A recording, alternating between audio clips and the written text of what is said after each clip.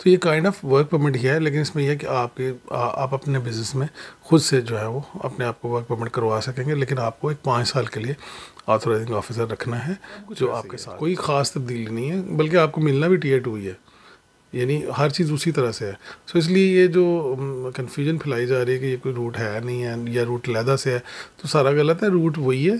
Authorising officer जो है वो उसका कज़न या उसकी जो भाई या बहन या कोई रिश्तेदार वालद वालदा है, वो नहीं होना चाहिए। सो ये उसका कंपनी का एम्प्लॉई हो सकता है, आपका पार्टनर हो सकता है, डायरेक्टर हो सकता है, तो वो रिलेटेड नहीं होगा। अस्सलाम वालेकुम नाज़रीन, NN उर्दू के साथ मैं हूं ज़ुल्करनैन बशीर। नाज़रीन, बरतानिया गुज़िश्ता कुछ अरसे में तालिब इल्मों की बहुत ज़्यादा तादाद आई है। डिग्री मुकम्मल करने के बाद वो PSW पर जाते हैं, जो पोस्ट स्टडी वर्क परमिट जिसे कहा जाता है। वो 2 साल का होता है और उसके बाद उनके लिए जो है वो उन्हें समझ नहीं लगती कि अब हम आगे क्या करें ताकि हम जो है वो यहाँ पे ज़्यादा अरसे के लिए रह सकें। तो उनके इस सवाल का जवाब जानने के लिए आज हमारे साथ मौजूद हैं रिजवान सुलहरिया साहब। सोलिसिटर हैं, इन मामलात में जो है वो बड़े एक्सपर्ट हैं, क्योंकि गुज़िश्ता कुछ अरसे से एक सेल्फ़ स्पॉन्सरशिप का जो मामला है वो चल रहा है सोशल मीडिया पे, और कुछ लोग कह रहे हैं जी आप कर सकते हैं, कुछ लोग कह रहे हैं हो ही नहीं सकता।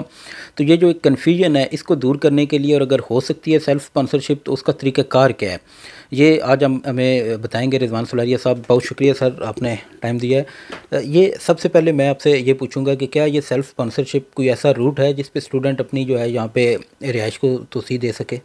देखिए, बेसिकली सेल्फ स्पॉन्सरशिप और जो वर्क परमिट है, जो रूट है Tier 2 का, इसमें कोई ख़ास फ़र्क नहीं है। सिर्फ़ और सिर्फ उसका तरीक़ेकार का एक, आप कह लें कि एक रास्ता निकाला गया है, जो हमारे कुछ लॉयर्स ने मिल के इसको आप कह लें डिज़ाइन किया कि इसी के अंदर रहते हुए इन रूल्स का फ़ायदा उठाया जा सके। सो इसको सेल्फ स्पॉन्सर स्कीम कहा जाता है। Self sponsor in the sense कि आप जब वर्क परमिट अप्लाई करते हैं, जो कंपनी का जो आप लाइसेंस अप्लाई करते हैं, स्पॉन्सरशिप लाइसेंस, तो उसके साथ एक बिज़नेस प्लान भिजवाते हैं। उसमें कुछ पैसे दिखाते हैं कि ये बिज़नेस है, ये हम करने जा रहे हैं। और इसकी जो मेजर रिक्वायरमेंट है वो ये है कि आप उस बंदे का नाम, जिसके साथ डायरेक्टर होगा, जिसके नाम पे वर्क परमिट आपने लेना है, उसकी तफसीलात भी साथ बताते हैं, और उसके साथ साथ अपना पूरा प्रोजेक्शन, वो सारी चीज़ें आप बताते हैं। प्लस ये है कि जो लाइसेंस अप्लाई करना है, जो आपका ऑथराइजिंग ऑफिसर होगा, आप खुद से ऑथराइजिंग नहीं हो सकते।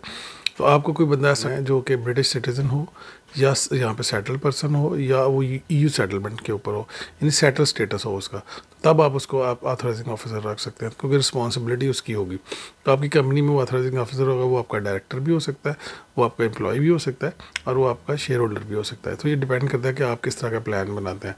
तो ये बेसिकली एक रास्ता है। Once they get the licence, then वो जो आप खुद से अपने आप को उस बंदा, वो जो आपका डायरेक्टर है या जो आपने एम्प्लॉय रखा है, जो ब्रिटिश सिटीज़न ऑथराइजिंग ऑफिसर है आपकी कंपनी में, वो आपको जो है वो वर्क परमिट इशू करेगा, यानी उसका जो कॉस्ट लेटर वो इशू करेगा, और देन वो आप उसको अप्लाई कर सकते हैं। तो दिस इज़ द वे।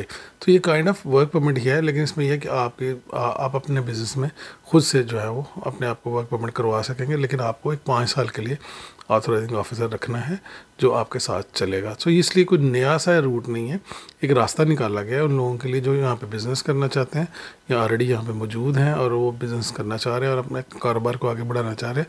तो रूल्स में थोड़ी सी नरमी है, तो उसको फ़ायदा उठाते हुए उसको सेल्फ स्पॉन्सर्ड स्कीम का एक नाम दिया गया है। अदरवाइज कोई नई चीज़ नहीं है। अच्छा, जो वर्क परमिट होता है नॉर्मल, उसमें हम ये कहते हैं कि जो कंपनी का ओनर है, जो गवर्नमेंट की तरफ से रूल्स हैं कि अपने भाई को और जो ब्लड रिलेशन है उसको नहीं कर सकता, तो इसमें जो है वो स्टूडेंट PSW अगर खुद डायरेक्टर होगा तो खुद को वो कर सकेगा स्पॉन्सर? देखिए, ये खुद को वो नहीं कर रहा। देखिए, इसमें भी थोड़ी समझने की, ऑथराइजिंग ऑफिसर जो है वो उसका कज़न या उसकी जो भाई या बहन या कोई रिश्तेदार वालद वालदा है, वो नहीं होना चाहिए। सो ये उसका कंपनी का एम्प्लॉई हो सकता है, आपका पार्टनर हो सकता है, डायरेक्टर हो सकता है, तो वो रिलेटेड नहीं होगा आपसे। तो रिक्वायरमेंट वही है, सेम टू सेम उसी तरह से हैं। अगर आप उसके रिश्तेदार होगे तो फिर वो आपको नहीं कर सकेगा। सो इसलिए जब आपने कोई ऑथराइजिंग ऑफिसर कंपनी के लिए बनाना है, या उसको ढूंढना है, या उसके साथ पार्टनरशिप करनी है, या उसको एम्प्लॉई रखना है, तो आपको क्लियरली पता होना चाहिए कि वर्क परमिट आपको इशू होना है तो आपका रिलेटिव नहीं होना चाहिए। तो सेम वही चीज़ें हैं जो आपने बयान की हैं, जो नॉर्मल स्पॉन्सरशिप लाइसेंस में, इसी तरह सेम रिक्वायरमेंट्स वही हैं। जो फाइनेंशियल रिक्वायरमेंट है वो भी वर्क परमिट की तरह होंगी, सब कुछ वही होगा? सब कुछ वैसे ही है, कोई ख़ास तब्दीली नहीं है, बल्कि आपको मिलना भी Tier 2 ही है, यानी हर चीज़ उसी तरह से है। सो इसलिए ये जो कन्फ्यूजन फैलाई जा रही है कि ये कोई रूट है नहीं है या रूट लहदा से है, तो सारा गलत है। रूट वही है, तरीक़ेकार भी वही है। सिर्फ ये है कि उसमें से एक आप कह लें रूल्स को फ़ायदा उठाते हुए एक चीज़ को इन्वेंट किया गया और कुछ ख़ास नहीं है। बहुत शुक्रिया सर। इसके अलावा भी अगर आपको मज़ीद इस सिलसिले में कोई सवालात हैं तो बेल्टन सोलिसिटर के नाम से जो है वो रिजवान सुलारिया साहब जो है वो अपनी सर्विसेज दे रहे हैं। आप उनके सोशल मीडिया पे जो इनके पेजेस हैं आप वो सर्च करके तो इनसे जो है वो रब्ता कर सकते हैं।